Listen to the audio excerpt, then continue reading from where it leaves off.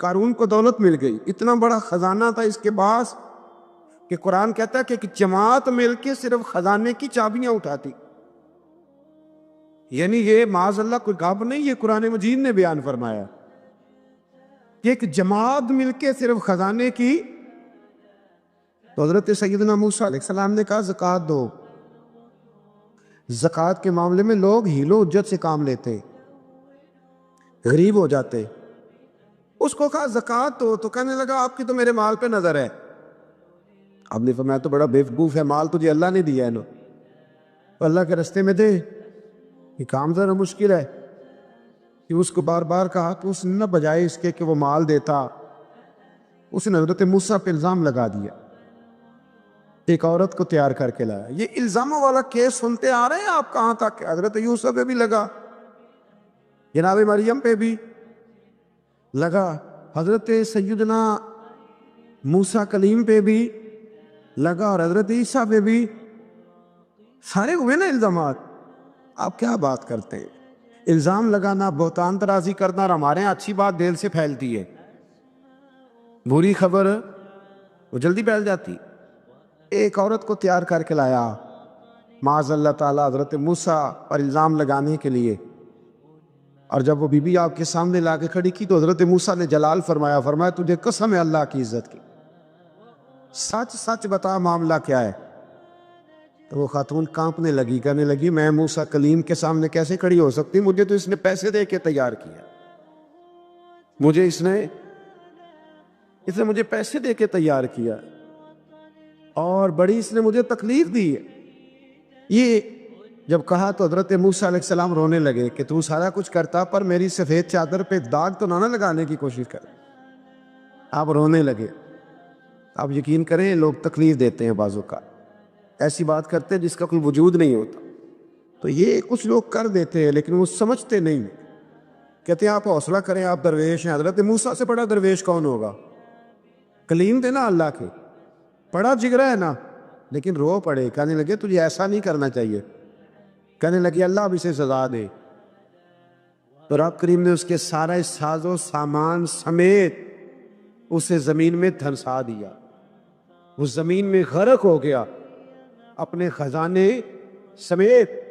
امام اعظم ابو حنیفہ رحمۃ اللہ تعالی علیہ کچھ لوگ حسد کرنے لگے تو ایک عورت ایک دفعہ آ گئی، کہنے لگی کوئی مسئلہ پوچھنا ہے. یہ بڑا کٹھن سا معاملہ ہوتا ہے، جو آدمی جو کام کر رہا ہوتا ہے کوئی روپ دھار لیتے. مسئلہ کچھ نہیں، اندر آئی تو باہر سے شور ہو گیا، لوگ آ گئے، کوتوال کو بلا لیا، معاذ اللہ امام صاحب کے پاس بی بی ہے، جیل میں لے گئے، سویرے فیصلہ کریں گے.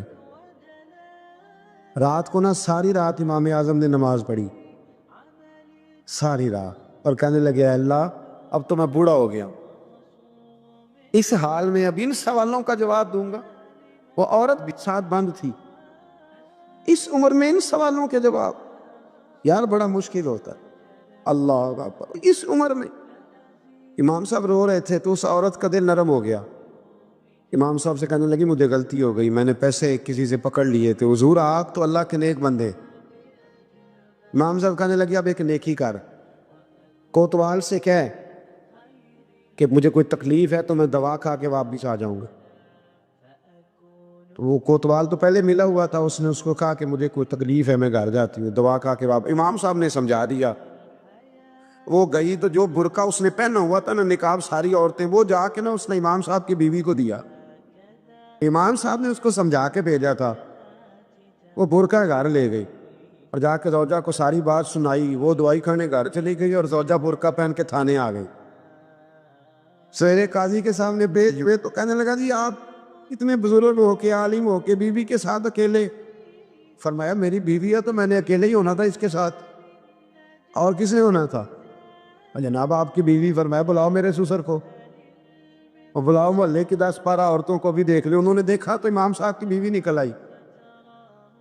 وہ جتنے تھے نا الزام لگانے والے وہ اب غور سے دیکھ رہے تھے. تو ایک کہنے لگا امام صاحب سے یہ کیا ہوا؟ فرمایا قرآن ہے وَتُعِزُّ مَن تَشَاءُ وَتُذِلُّ مَن تَشَاءُ. یہ قرآن ہے، ہونا کیا تھا؟ رب نے اپنا وعدہ سچا کر کے دکھایا ہے. تو اس نے بھی الزام لگایا، پھر سزا یہ ملی کہ وہ ہمیشہ کے لیے زمین میں دھنستا. دولت کون دیتا ہے؟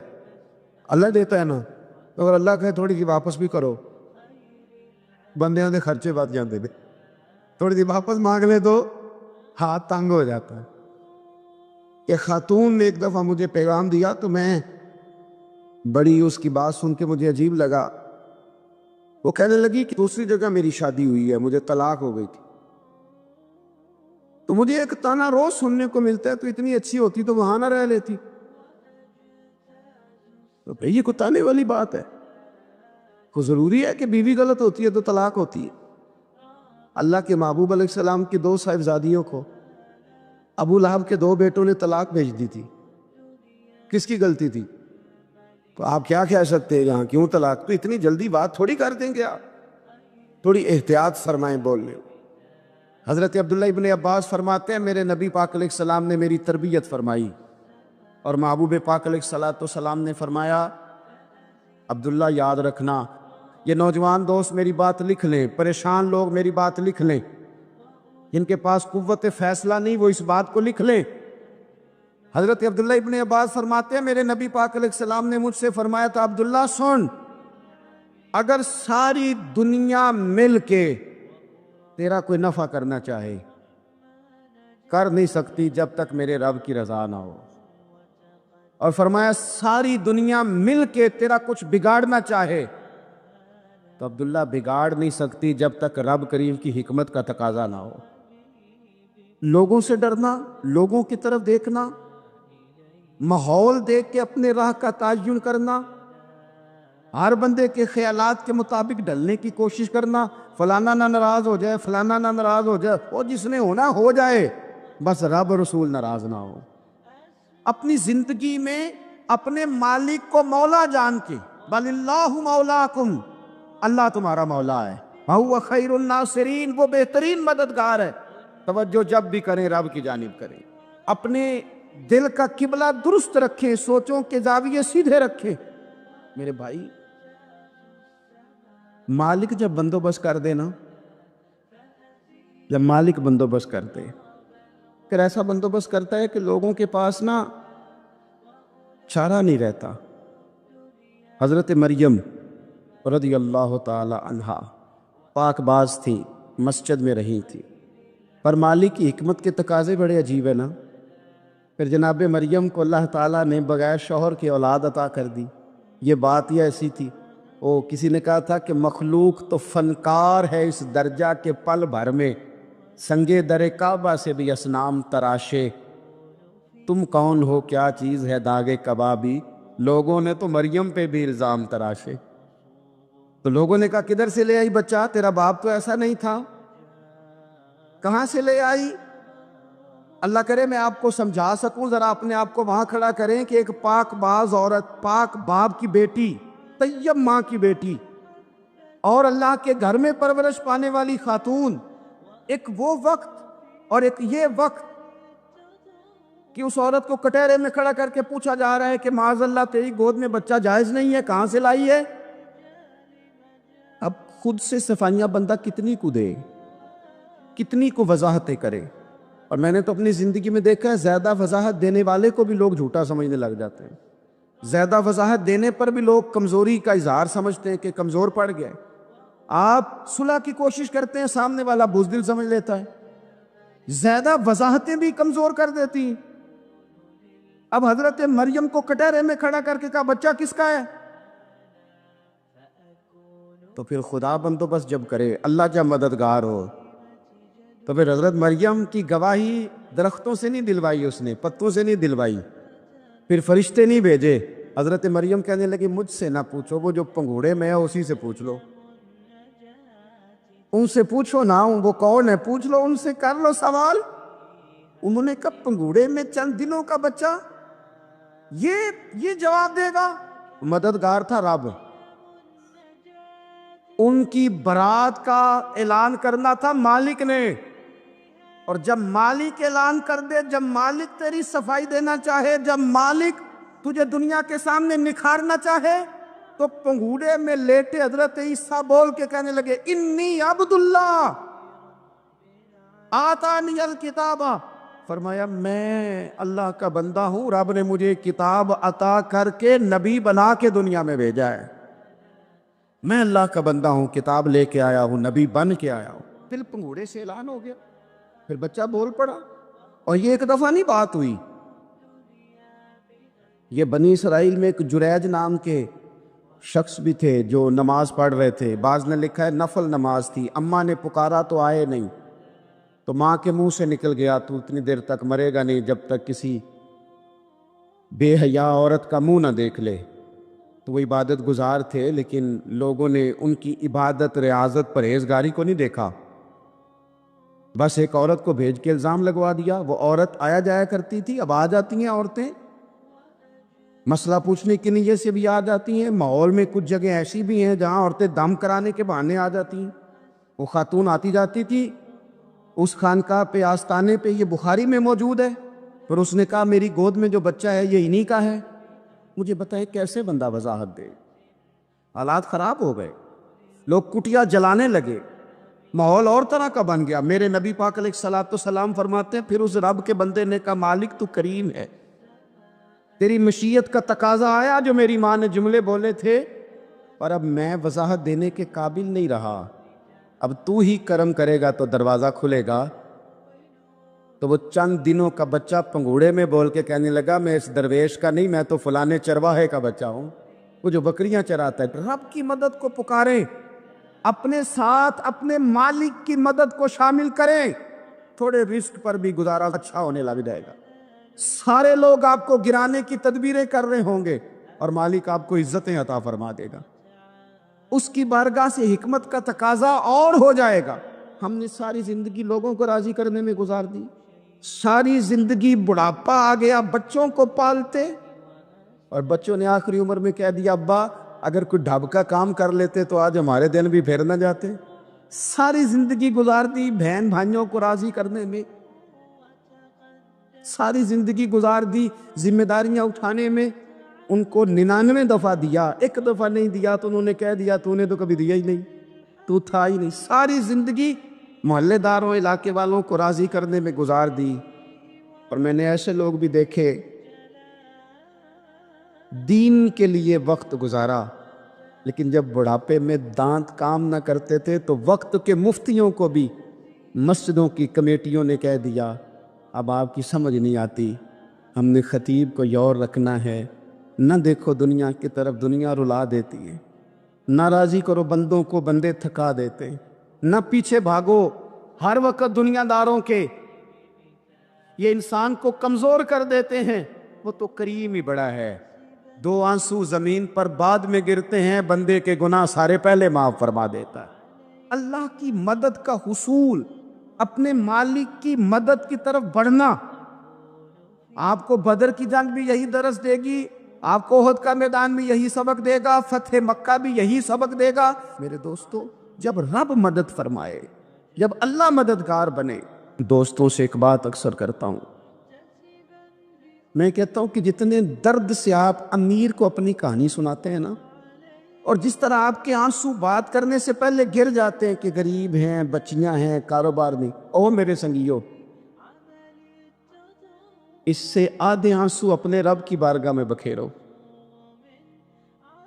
اس کے حضور عرض گزار ہو جاؤ، اس سے طلب کرو۔ ایک وقت انسان پر زندگی میں ایسا آتا ہے کہ اسے یوں محسوس ہوتا ہے کہ میرا سایہ بھی ذرا سا پیچھے ہٹ گیا ہے، اسے یوں لگتا ہے کہ میں کسی سہارے پہ ہاتھ ڈالتا ہوں تو وہ بھاگ جاتا ہے مجھ سے، لیکن مالک کی بارگاہ ایسی عظیم بارگاہ ہے، رب رسول کے آستانے اتنے بڑے ہیں کہ آپ جب وہاں کشکول طلب دراز کرتے ہیں تو جھولی پھیلانے میں دیر لگتی ہے، ان کو بھرنے میں تو کوئی دیر نہیں لگتی۔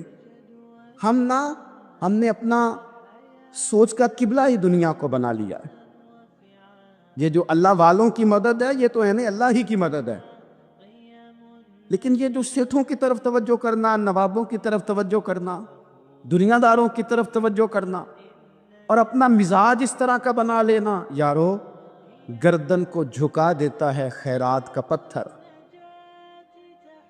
جہاں میں مانگنے والوں کے سر کبھی اونچے نہیں ہوتے۔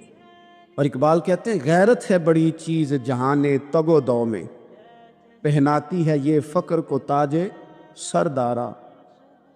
میں عرض کروں گا کہ اپنی آپ جب توجہ کا قبلہ اللہ رسول کو بنائیں گے تو رب فرماتے وَيَرْزُقْهُ مِنْ حَيْثُ لَا يَحْتَسِبُ، میں نہ تجھے وہاں سے رزق دوں گا جہاں سے کبھی تیرا گمان بھی نہیں کیا ہوگا، کہ یہاں سے بھی مل سکتا ہے، تو نے سوچا بھی نہیں ہوگا۔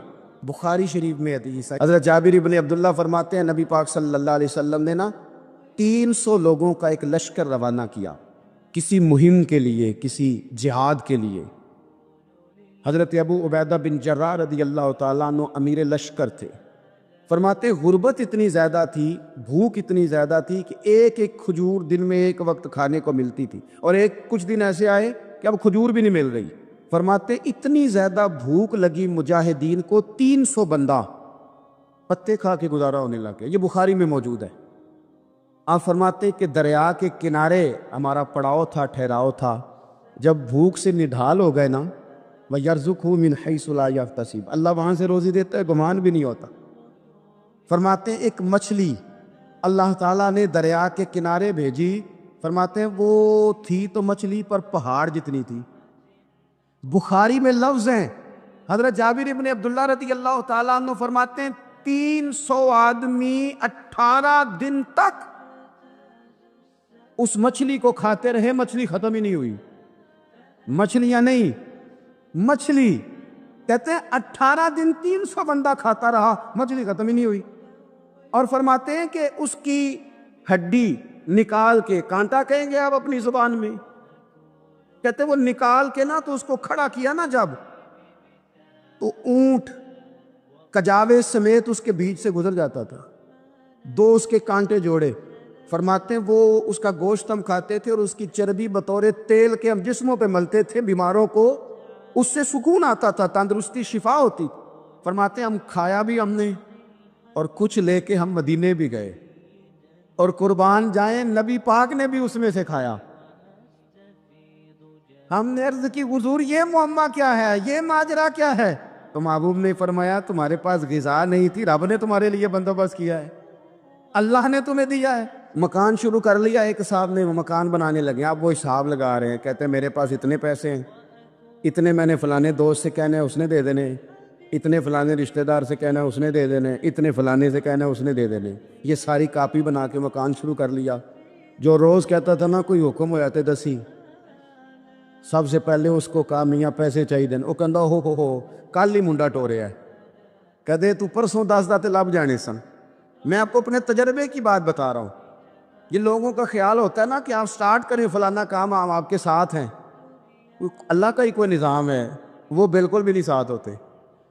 لیکن ایسا نہیں ہے کہ کوئی ساتھ نہیں ہوتا، اللہ تعالیٰ بڑے اسباب پیدا کرتا ہے، وہاں سے دیتا ہے جہاں سے گمان بھی ہمارا یہ ذہن بن جاتا ہے، ہم ساری اپنے حساب سے چلتے ہیں، اتنے رشتہ داروں سے، اتنے کون آپ کے ساتھ چلے گا، سوال ہی نہیں پیدا ہوتا۔ یہ سارے کام چھوڑ کے سب سے پہلے 2 رکعتیں پڑھو، اپنے رب کی بارگاہ میں، رسول کائنات کی بارگاہ میں گزارشات اور استغاثے پیش کرو، وہاں سے خیر طلب کرو۔ دنیا دار کیا دیں گے، کیا دے سکتے ہیں، کیا حیثیت ہوتی ہے کسی؟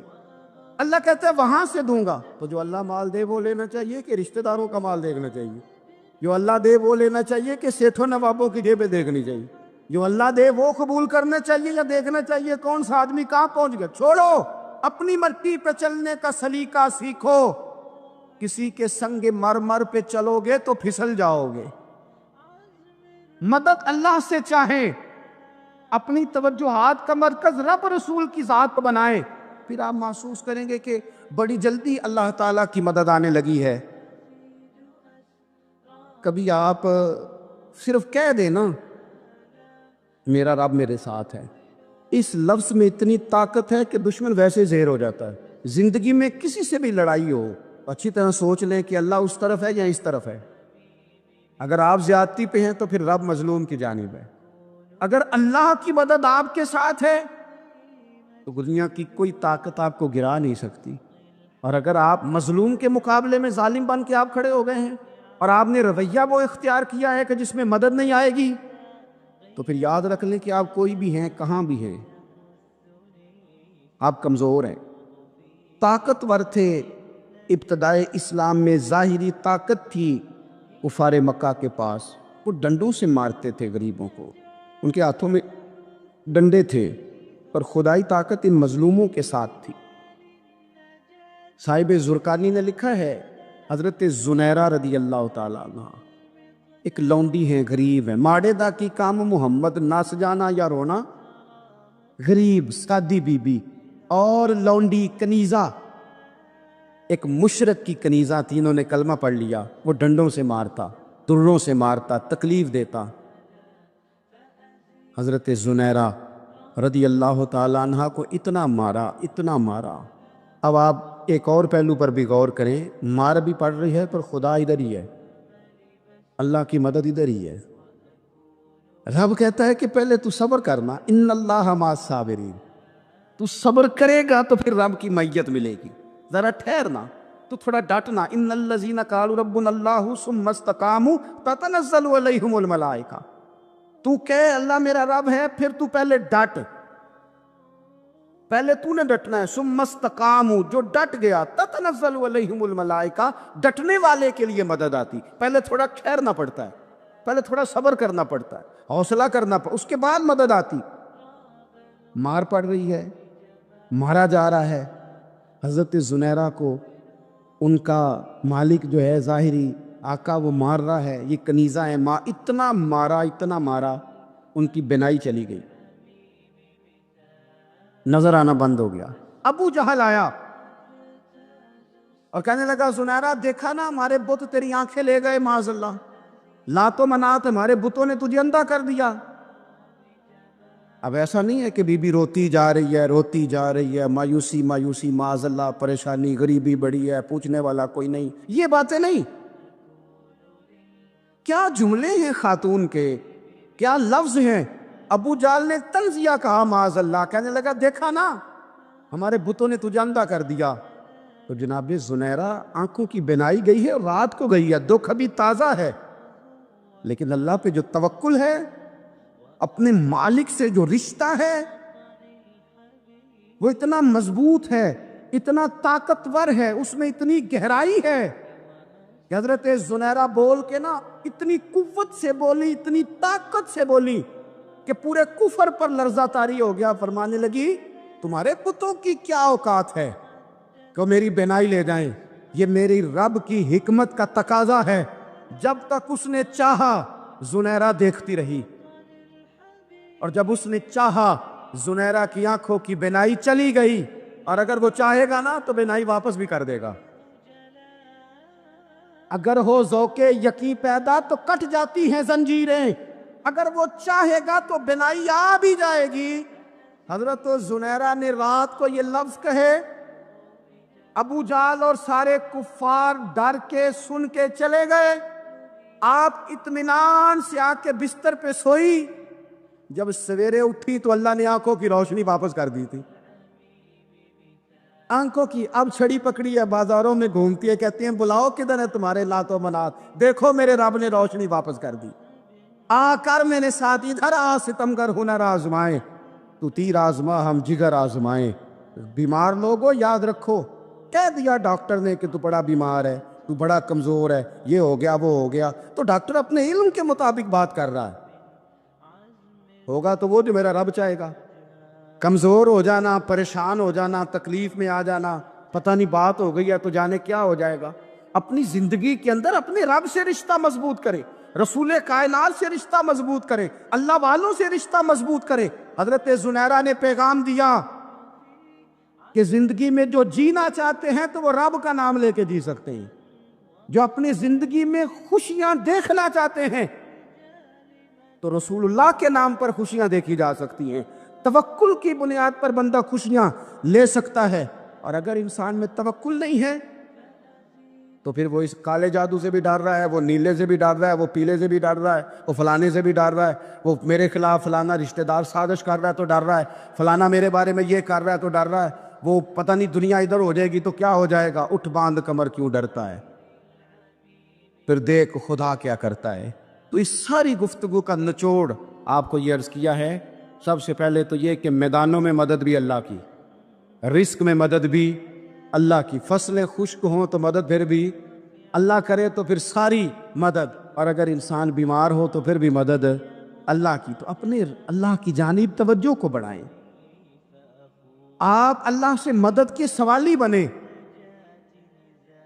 ترمذی کی ایک حدیث ہے، میں آپ کو زندگی کا تجربہ بتاتا ہوں کہ جب میں بڑا پریشان ہوتا ہوں تو یہ والی روایت کھول لیتا ہوں، مزہ دیتی ہے۔ میرے نبی پاک علیہ السلام نے فرمایا اپنے دکھ سیٹھوں نوابوں کو نہ کہنا، مالداروں کا نہ کہنا، ورنہ اللہ تمہیں کبھی غنی نہیں کرے گا۔ فرمایا اپنے دکھ اپنے رب کی بارگاہ میں عرض کرنا، جلدی کرے یا دیر سے کرے اللہ تمہیں لوگوں سے بے نیاز کر دے گا، اللہ تمہیں غنی کر دے گا۔ رات کو بیٹھو نہ اس کی بارگاہ میں۔ امام غزالی سے کسی نے پوچھا تھا، امام غزالی سے، کہ حضور اللہ کا بندے سے راضی ہونا کمال ہے یا بندے کا اللہ سے راضی ہونا کمال ہے؟ تو امام غزالی مسکرائے، فرمانے لگے رب تو بڑا ہی مہربان ہے، وہ تو بڑی جلدی راضی ہو جاتا ہے۔ وہ تو مسجد میں آ کے توبہ کرے تو اللہ راضی، کسی یتیم کے سر پہ ہاتھ پھیرو تو اللہ راضی، وہ تو کسی اندھے کو رستہ دکھایا تو اللہ راضی ہو گیا، وہ تو طوائف نے کتے کو پانی پلایا تو اللہ۔ امام صاحب فرمانے لگے یہ بندہ ہے جو اللہ سے راضی نہیں ہوتا، جس کے پاس اولاد نہیں وہ کہتا ہے چلو ایک بیٹی مل جائے تو میں راضی ہوں، بیٹی مل گئی تو کہتا اب ایک بیٹا بھی ملے تو پھر راضی ہوں، پھر کہتا ہے یہ دونوں اچھی تعلیم حاصل کر لے تو پھر میں راضی ہوں، پھر کہتا ہے یہ بہت زیادہ پیسے کمائے تو پھر میں راضی ہوں۔ بہرحال راضی ہوتا، لیکن جو راضی ہو جاتا ہے نا، اللہ اکبر، جو اللہ سے راضی سکھی بڑا رہتا ہے، سکون میں بڑا رہتا ہے، مطمئن بڑا رہتا ہے، جو سمجھ لیتا ہے نا کہ جو میرے رب نے بہتر سمجھا وہ میرے اللہ نے مجھے۔ میں کبھی کبھی سوچتا ہوں کہ یار حضرت بلال حبشی نے کوئی عہدہ نہیں مانگا ساری زندگی، انہوں نے نہیں کہا مجھے بھی ایک صوبے کا گورنر بناؤ میری بھی خدمات ہے، مجھے بھی وزیر خزانہ بناؤ میرا بھی کچھ بنتا ہے۔ ایک دفعہ نہیں کہا سیدنا بلال حبشی رضی اللہ تعالیٰ عنہ نے کہ میری بھی کوئی ڈیوٹی ایسی ہونی چاہیے کہ مجھے چلو سپہ سالار ہی بنا دیا جائے۔ ساری زندگی مسجد میں جھاڑو دیا تو اسی پہ راضی رہے، ساری زندگی محبوب کے مہمانوں کا لنگر پکایا تو اسی پہ راضی رہے، ساری زندگی میرے محبوب علیہ السلام کے بچوں کی نوکری کی تو اسی پہ راضی رہے، راضی بالرضا رہے۔ حضرت سیدنا موسیٰ علیہ السلام نے عرض کی کوہ طور پہ جا کے، مولا میری قوم پوچھتی ہے کہ کوئی ایسا کام بتا جو ہم کریں تو تو ہم سے راضی ہو جائے۔ حضرت موسیٰ کی قوم کا خیال تھا کہ تہجد کا حکم آئے گا تو پڑھیں گے، صدقات کا حکم آئے گا تو دیں گے، جہاد کی بات ہوگی تو کریں گے۔ کچھ جو نیک لوگ تھے ان میں سے انہوں نے یہ پیغام دیا کہ مالک ہمیں بتائے کہ وہ کس کام پہ راضی ہوتا ہے، ہم وہ کام کریں تاکہ اللہ ہم سے راضی ہو جائے۔ حضرت موسیٰ کلیم کہتے ہیں میں نے عرض کی مولا میری قوم پوچھتی ہے کہ کون سا ایسا کام کریں کہ تو راضی ہو جائے، تو رب کریم نے ارشاد فرمایا موسیٰ کہتے میرا خیال تھا کوئی لسٹ ملے گی، لیکن مالک نے ایک جملہ کہا، ایک جملہ، اور تفسیروں کے دریاب آ دیے۔ عرش کے مالک نے فرمایا موسیٰ ان سے کہو جا کے کہ وہ مجھ سے راضی ہو جائے میں ان سے راضی ہو جاؤں گا، مجھ سے راضی ہو جائے۔ بندے اللہ سے راضی ہی نہیں راضی ہوتے، اللہ کی رضا پہ راضی رہیں، مالک کے فیصلوں میں اپنے دل میں کوئی بوجھ محسوس نہ کریں، اپنی زندگی اللہ کے فیصلوں۔ دیکھیں نا، جو ماں باپ اللہ نے بڑے اچھے سمجھے وہ ہمارے لیے پسند کیے، وہ اللہ نے ہمارے لیے جو اس نے ہمارے حق میں بڑے، جو بہن بھائی، اللہ کرے آپ کو سمجھ آئے، جو بہن بھائی اس نے ہمارے حق میں بڑے اچھے سمجھے وہی بہن بھائی اس نے ہمیں عطا کیے۔ جس بیوی کو اس نے ہمارے گھر کے گلشن میں بہتر سمجھا اس کو لا کے اس نے ہمارے آنگن میں بٹھایا، اور جو اولاد اس نے ہمارے لیے باعث افتخار سمجھی وہ اولاد اس نے ہمیں عطا فرمائی۔ حضرت نوح علیہ السلام کا بیٹا کافر ہو گیا، پر کسی جگہ انہوں نے شکوہ نہیں کیا کہ مالک یہ کافر کیوں ہوا۔ اللہ کے قبضے میں ہے نا دل، پھیر سکتا ہے نا، مقلب القلوب ہے، لیکن حضرت نوح نے دعا اللہ کی رضا پر راضی رہے، سمجھو کہ میرے حق میں جو بہتر تھا مالک نے وہ چیز مجھے عطا کر دی۔ ہم یہ سوچتے ہی نہیں کہ ہمیں نہیں پتا ہمارے حق میں بہتر کیا ہے۔